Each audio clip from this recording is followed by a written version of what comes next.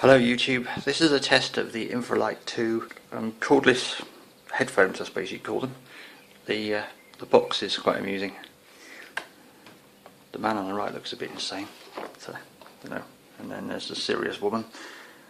And if I just turn this around, you can see it says wire-free infrared listening. A whole lot of stuff in various languages. Reliable transmission due to high frequency transmission system at 2.3 to 2.8 megahertz. Balance control to independently set left and right channel volumes. 120 dB SPL output level. Excellent for those with a hearing loss, or excellent for those who want to lose their hearing rapidly. Transmitter with integrated charging compartments for simultaneously, I think it's supposed to say simultaneously, charging the receiver and up to 2 battery packs. Automatic on-off function on receiver. And the operating time per battery pack is 6 hours. Range is approximately 12 meters, it says.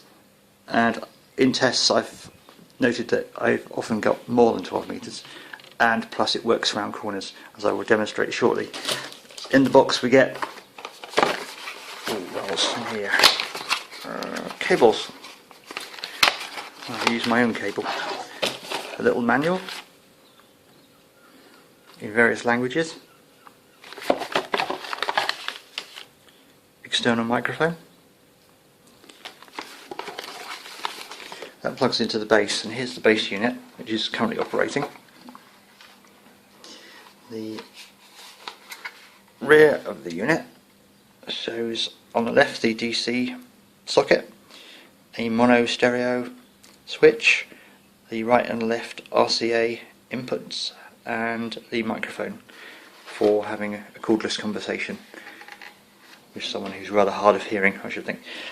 And because it is operating, you see these dim red LEDs here.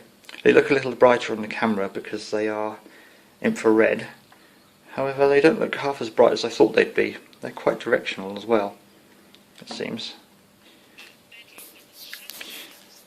Sorry for all the mess around here. Now you should be able to hear something from the wait, so I don't drop it, from the earphones.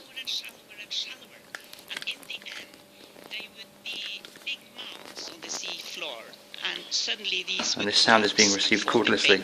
So I move away from the transmitter. With a vessel to map out the area where you think some of these, I guess you could call them methane eruptions, actually happen. Sound continues to be received. Yes, they are huge. I mean, the largest of them are over a kilometer wide. That's fast. That's fast, and they're over a kilometer I'm wide. walking backwards, so let's hope I don't walk into anything. And they are cut in if I go around the corner now, sediments. And we focused on the signal starts to be blocked. So we mapped craters between 300 meters and yet I can still hear it clearly. And they were like slightly over 100. So it's very sensitive. But if you started mapping the smaller ones, that would be up to 300 meters. There would be many, many hundreds. And so you... Ah, that's it. Gone. Because the receiver is now not pointing towards the LEDs. The signal drops out completely. But if I turn around, it's reflecting off the door now. Most of that would go off. And I'm was this going backwards. So much still. That it might leave a trace in other Starts to get a little bit crackly. I think the trace in the geological records. And if I but of course, I would expect the gas to go reach the atmosphere. back into the bathroom, and it's gone. Forwards a bit.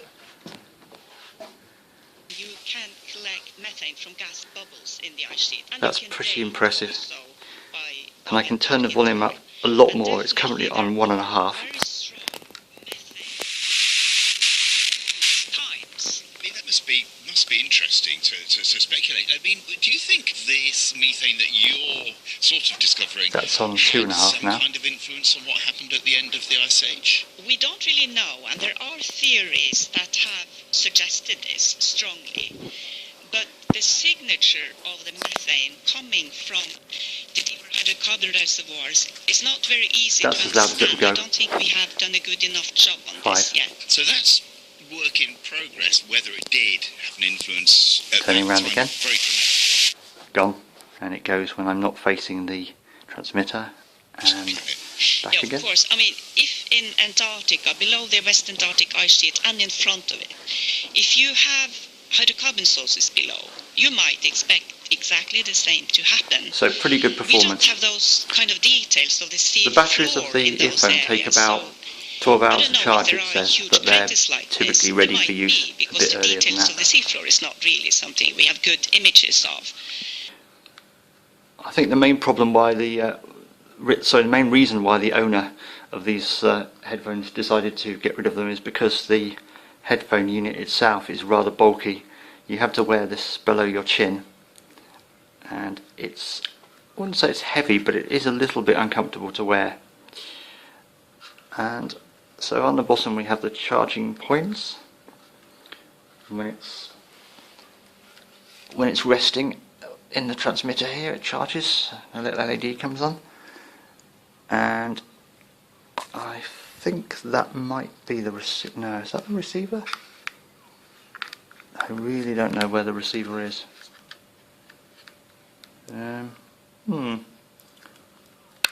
Could be there. No, hang on. It's that. No, it's not that. No. You're probably shouting at me right now, shouting at the screen. It's there! There it is! No, I don't know where it is. And then we have these rather basic earphones. Unfortunately, they also let the thing down, because it would be nicer to have an earphone socket to plug in a regular pair of earphones, but because they switch on when you move them out like that, then you'd need an independent switch, and it's quite useful having that facility, but they are a little bit uncomfortable to use.